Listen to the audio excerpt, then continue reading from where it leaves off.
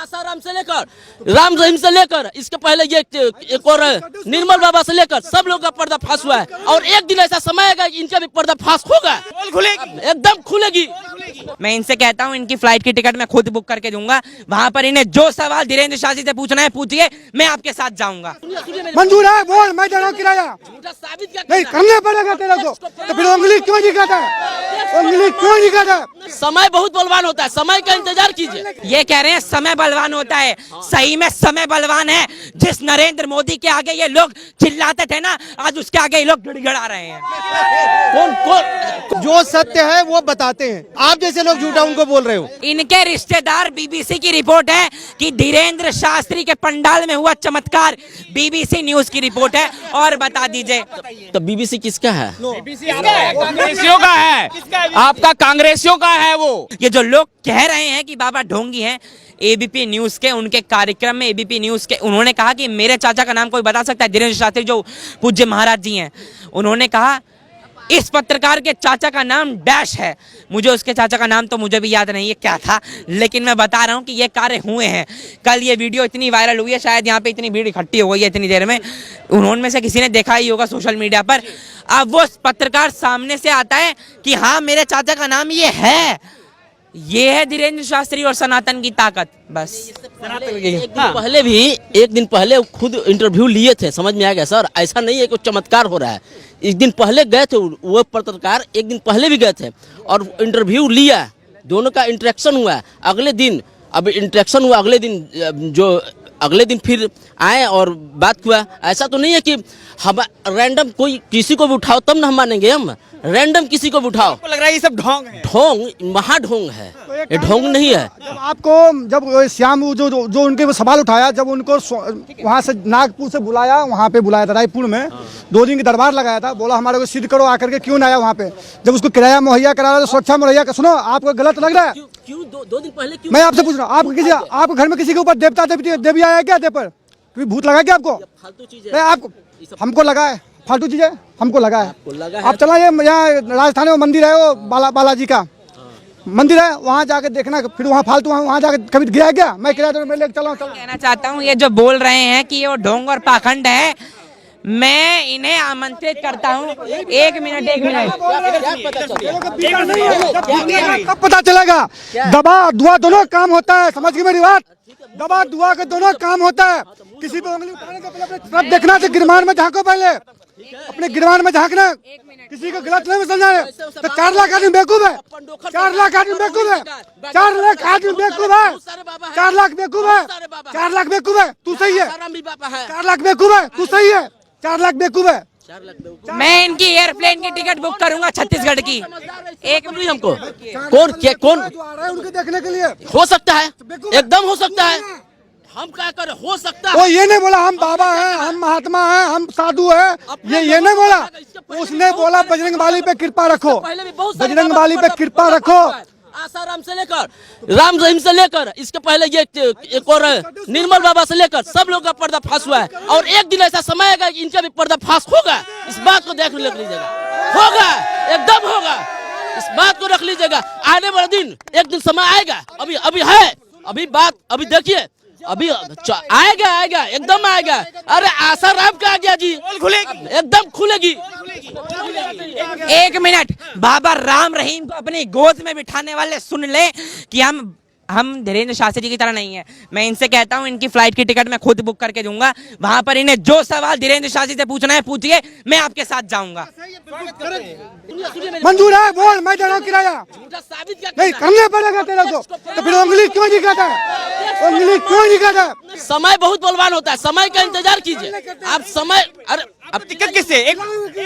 चिल्लाइए, ये कह रहे हैं समय बलवान होता है, सही में समय बलवान है। जिस नरेंद्र मोदी के आगे ये लोग चिल्लाते थे ना, आज उसके आगे ये लोग गिड़गिड़ा रहे हैं। कौन गिड़गिड़ा रहा है? आपको क्या लग रहा है? एक मिनट, आपको क्या गिड़गिड़ा रहे हैं? धीरेन्द्र शास्त्री ढोंगी है, आपको क्या लग रहा है?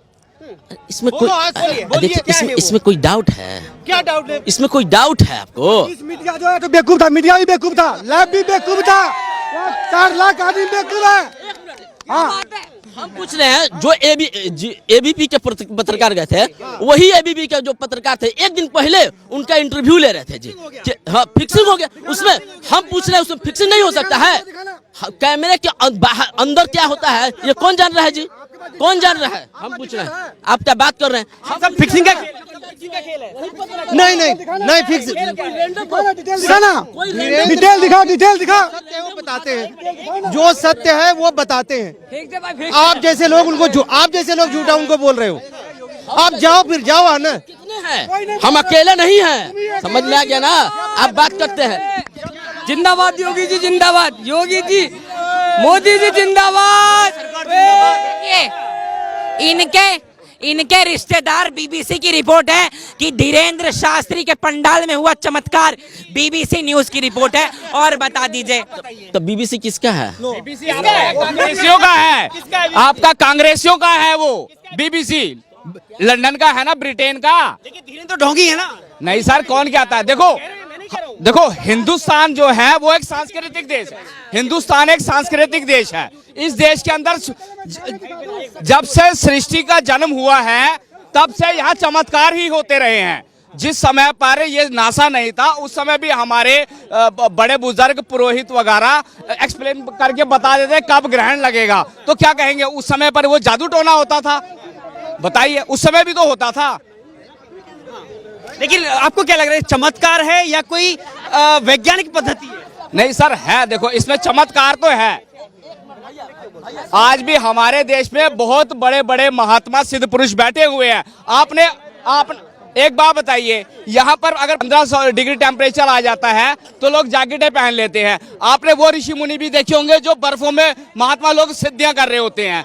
तो क्या कहोगे उसको? तो राहुल गांधी भी हैं जो टी शर्ट पहन के अरे भाई उसकी तौबा, वो जब यहाँ पर 15 डिग्री था ना तब वो टी शर्ट में घूम रहा था। जम्मू पहुंचा 20 डिग्री के अंदर, तो वहां पर उसने जैकेट पहन ली है। सनातनी है इसलिए सवाल किया जा रहा है। और दूसरा विषय उत्पन्न ये होता है कि वो सनातन धर्म के पुजारी हैं, इसीलिए सवाल पूछे जा रहे हैं। अगर वो किसी चर्च के पादरी होते या किसी मस्जिद के मौलाना होते तो शायद अब तक सवाल पूछने वालों के। और दूसरा विषय, ये जो लोग आकर सवाल पूछ रहे हैं, मैं इनसे पूछना चाहता हूं, आप संवैधानिक देश में रहते हैं लेकिन मर्यादा में रहकर सवाल पूछिए। किसी के ऊपर प्रश्न चिन्ह उतना ही लगाया जा सकता है जितना आपकी हैसियत हो। ऐसा ना हो पाकिस्तान से फंडिंग करने वालों के बाजार ही बंद हो जाएं। और ये जो लोग आकर कह रहे हैं ना, एक कहावत बड़ी मशहूर है, हाथी चले अपनी चाल, कुत्ते भौंके हजार। वही धीरेन्द्र शास्त्री जी के साथ हो रहा है कि वो चल रहे हैं अपनी चाल लेकिन कुत्ते और धर्म विरोधी लोग भौंक रहे हैं हजार। ये भौंकते रहे, फर्क नहीं पड़ता, आखिर में जीत सनातन और हिंदुत्व की ही होगी। देखिए अंतर क्या है, आप चर्च का नाम ले रहे हैं, मदरसे का भी नाम ले रहे हैं, उस मस्जिद का भी नाम ले रहे हैं जहां पर यह सब होता है, लेकिन अगर सनातन धर्म में ये होता है तो वो सही कैसे? फिर सनातन धर्म में ये सही इसीलिए होता है क्योंकि वो बालाजी महाराज यानी हनुमान जी की मूर्ति के आगे ये बोलते हैं। अगर ये किसी दूसरे के आगे बोलते तो शायद ऐसा नहीं होता। नागपुर में जब उनके ये कार्यक्रम हुए जहां पर उनसे ये बोला गया था, उसी समय 2 दिन पहले मेरे नितिन गडकरी जी के साथ शिष्टाचार भेंट थी। नितिन गडकरी जी से लगभग 8 घंटे तक हमारी कुछ मीटिंग्स चली थी। वो मैं यहाँ पर एक्सपोज नहीं करूंगा, आपने वो मीटिंग और मेरी तस्वीरें देखी थी और मैं बोलूंगा भी नहीं। लेकिन उसी के बाद ये चीजें क्यों होती हैं? नागपुर में पादरियों की गोद में बैठकर षड्यंत्र रचने वाले लोग कब से बताने लग गए कि वो सनातन धर्म के पुजारी हैं और उन पर सवाल पूछने लग गए। इनको ये लाइसेंस दिया किसने है? 22 तारीख। चलिए, आपने संवैधानिक तौर के ऊपर ये प्रश्न पूछ भी लिया, मैं मानता हूँ आप पूछ सकते हैं। मैं नयन मार्कन हूँ, मैं तो असदुद्दीन ओवैसी से सवाल पूछ लेता हूँ, तो आप तो फिर भी इनसे पूछ सकते हैं। लेकिन सवाल सामने रहकर पूछे जाता है। असदुद्दीन ओवैसी के पार्टी के प्रवक्ता जब टीवी डिबेट में मेरे सामने सवाल बोलते हैं तो मैं उनके सामने जवाब देता हूं, पीठ पीछे जवाब नहीं देता।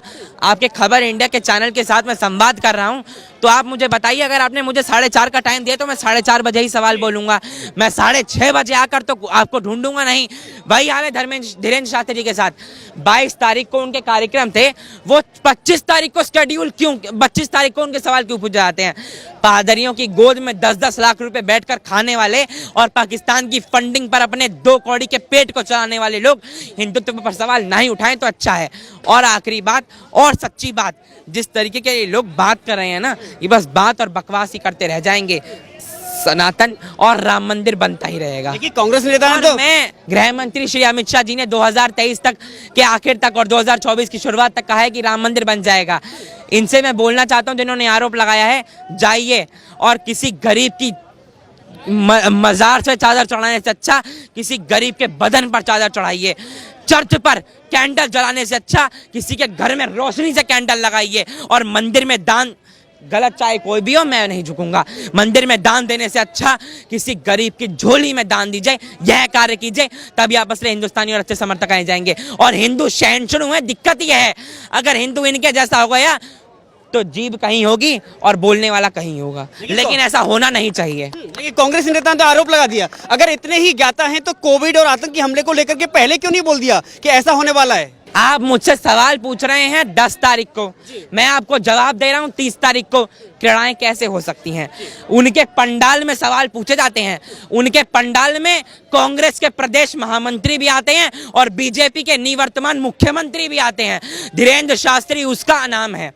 उसके दरबार में पक्ष भी आता है, विपक्ष भी आता है, उसके दरबार में सारे आते हैं। इनको दिक्कत बालाजी सरकार और धीरेन्द्र शास्त्री से ये है कि बस वो सनातन का समर्थन करते हैं।